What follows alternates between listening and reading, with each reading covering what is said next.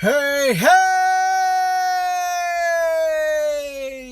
Welcome to Generation Rise, the podcast with Marcus Bell.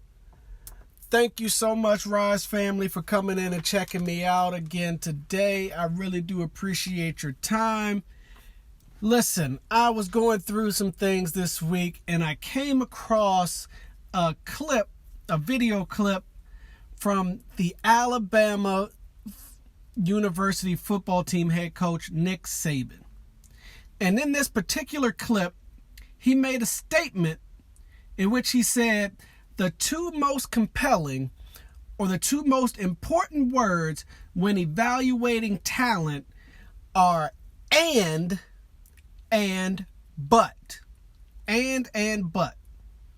Now, granted, he said this statement in the context of talking about the upcoming NFL draft, which happens this week. But I think it was very telling what he said in that statement. Now, before I even go any further, let me break down for those in my Rise family who don't really know who Nick Saban is. Nick Saban is arguably the greatest the greatest college head football coach ever. So think about Coach K in the Duke men's basketball program, or think Gino Auriemma or Pat Summitt or C. Vivian Stringer in women's college basketball, or Jill Ellis in the women's national soccer program. Like, he is that type of a coach. He's a legendary coach when it comes to college football. So he has coached at the University of Toledo. He's coached at Michigan State University. He's been the head coach at Louisiana State University, LSU. And now he's currently the coach at Alabama. Now, in between those different college coaching stops, he also spent time coaching in the NFL. He coached for the Houston Oilers back in the day.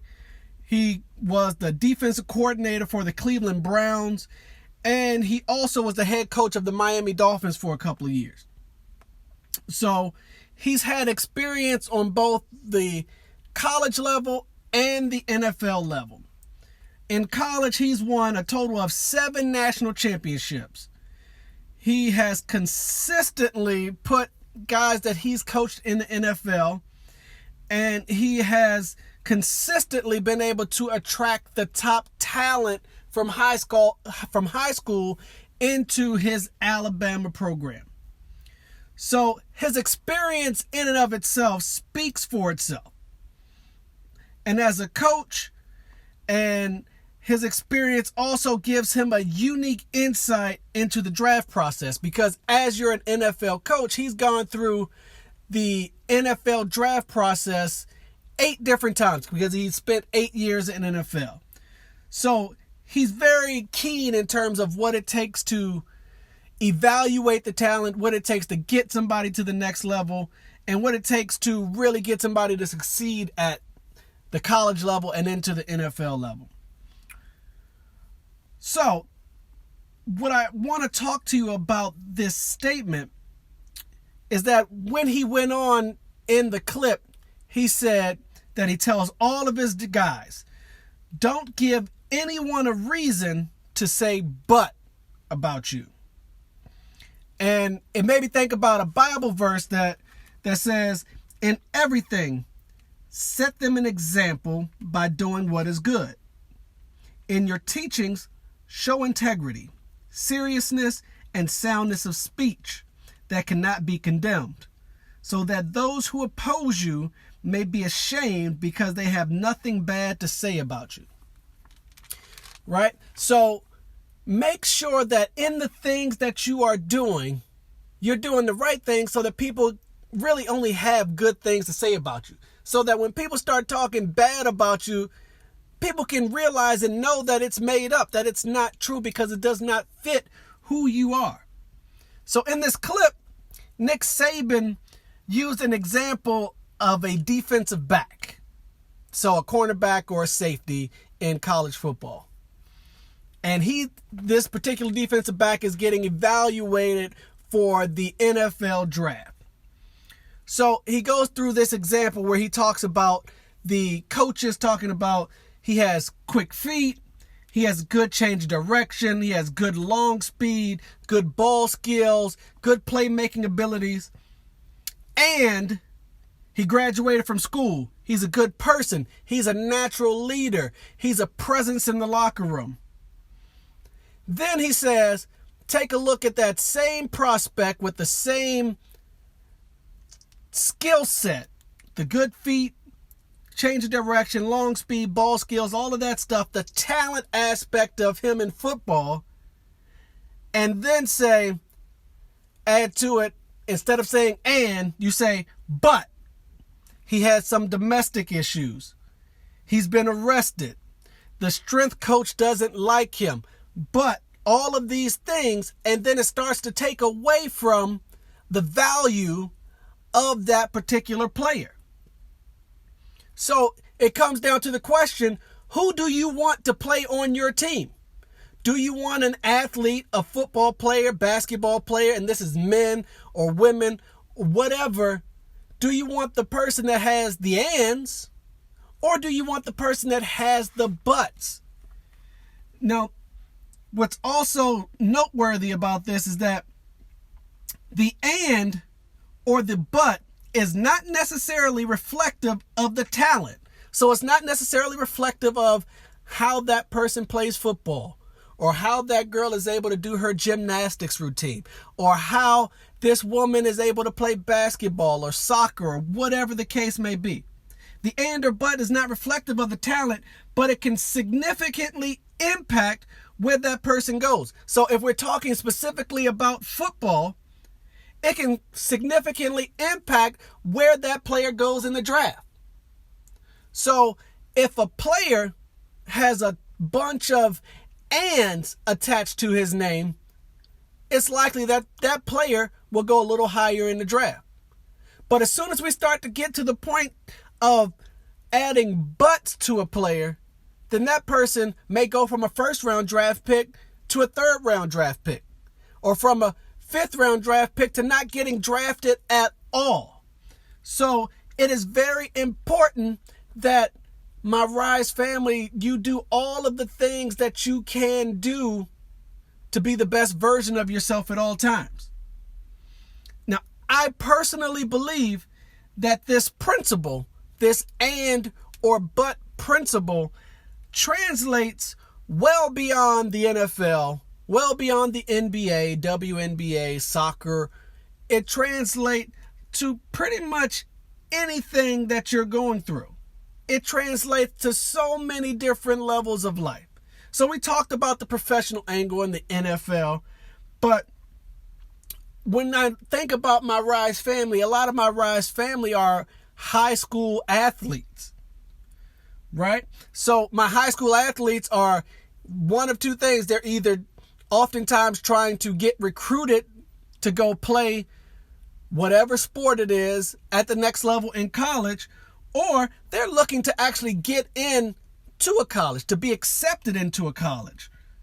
What you guys and gals need to understand is that at a certain level, whether it's a college or a job or whatever it is, people and companies are looking for reasons to take people off of the list. Not to add them in necessarily, but they're looking for reasons to take people off of the list. And the and or the but could be the difference in you getting recruited or not, or getting recruited by the school that you want to get recruited by or not. It could be the difference in you getting accepted or getting waitlisted or getting completely denied acceptance into the college or the university that you want. It could be the difference of you getting hired for a job or not. The and or the but is a part of you, and that will oftentimes determine the outcome of a particular situation that you're trying to embark in. So let me give you an example as it relates to college. You can have all the grades, you can have the test scores, but if you don't take on the challenging task of taking honors or AP classes, and AP being advanced placement or international baccalaureate classes, if you don't take on that challenge, you may not get accepted to the college that you want to, even if you have the grades and the test scores, because you didn't take the extra initiative to challenge yourself in the more difficult classes. If you have a but, the teachers didn't like you. The teachers didn't say that you didn't work hard enough to reach your full potential. But this particular person has to be motivated to do the things that they need to do.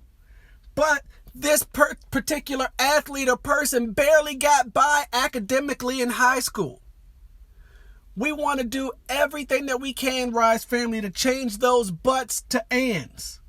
So this person has the grades and the test scores, and they took advanced placement and honors classes. And this person pushed themselves to push beyond whatever limitation they thought they had to get the most out of their potential.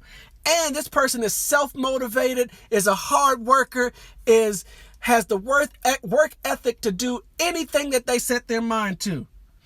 And this person took on the challenging classes and still succeeded academically and still pushed forward. And even when they didn't get the best score, I knew that they tried their best every single time.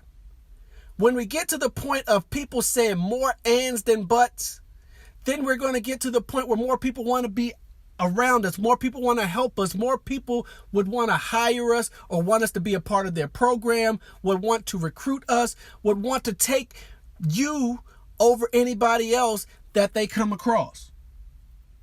This also translates into the workforce. So I have personally been a hiring manager in a company. And I know that sometimes it is the smallest little things that would cause me or cause my colleagues to take people off of the list of people that we're considering for employment. So a particular person can have all of the skills, all of the experience for a particular job, but still not get it. They can have the skills, they can have the resume, but there could be multiple spelling errors on their resume, or it's not punctuated correctly, or it's not formatted appropriately, and that will turn an employer off to not give that person the opportunity at the job. Yes, that is a very small thing for it to be spelling errors on your resume. However, what that showed me as a hiring manager is that that particular person did not pay close attention to details, because your resume is the first thing that most hiring managers see. And if you don't take the time to make sure that is perfect, then you're not paying attention to the details to want to get hired. As a hiring manager, if a person comes to the interview and the person is not dressed appropriately, maybe they're dressed too casually, or maybe they're not dressed for the part at all, that would be a reason that a hiring manager may take somebody off of their particular screening. The person does not give off a good energy. I've said it plenty of times on this podcast. Your energy radiates around you. People can pick up on energy. People can feel energy. And sometimes I've been in interviews and I can tell the energy that I got was that either the person was too arrogant for the position, the person thought that they were too good for the position, or the person just wasn't completely into the position where they really wanted it, so they were going through the motions. It wasn't genuine. It wasn't authentic. In anything that you do, you want to put your best foot forward, Rise family. You want to accumulate all the ands that you can. This person has all the skill set, all the experience, and they arrived early for the interview, and they asked pertinent questions about the job in the interview.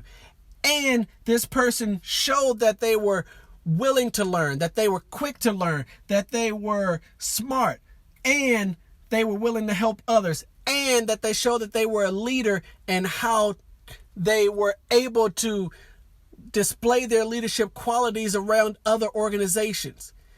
Let's get to the point where we're doing all the things so that we can add ands by our name. This guy has the grades and he's a terrific athlete. This guy is a terrific athlete and he is a natural leader. This woman can do everything that I need her to do, from handling the ball to shooting the ball to scoring to defending. And she's a good woman. She helps other people out. She shows compassion to other people. She leads other people. She can lead and she knows when she needs to follow. These are all things that we want to add to our character, add to the pieces of us, and so that people can see that around us, and that would make people want to help us, want to be involved with us, want to recruit us, want to hire us.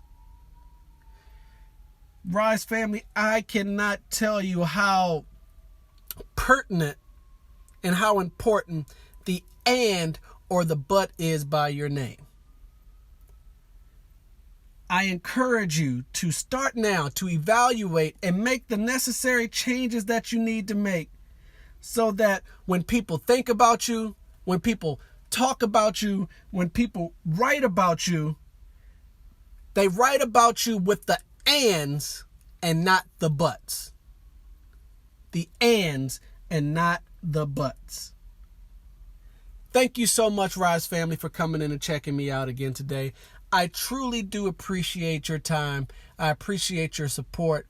If you'd like to reach out to me, Rise family, you can do so. Reach out to me on Twitter at RiseENT and the number 1. On Instagram, The Rise Generation. YouTube, Generation Rise. You can check me out on my company website at www.therisegeneration.org. Feel free to reach out to me. Give me your feedback. Give me any kind of feedback that you have. You want me to talk about something, drop a line to me. I appreciate your time. I appreciate your support. Thank you so much once again. I love you. God bless you. Now go be great.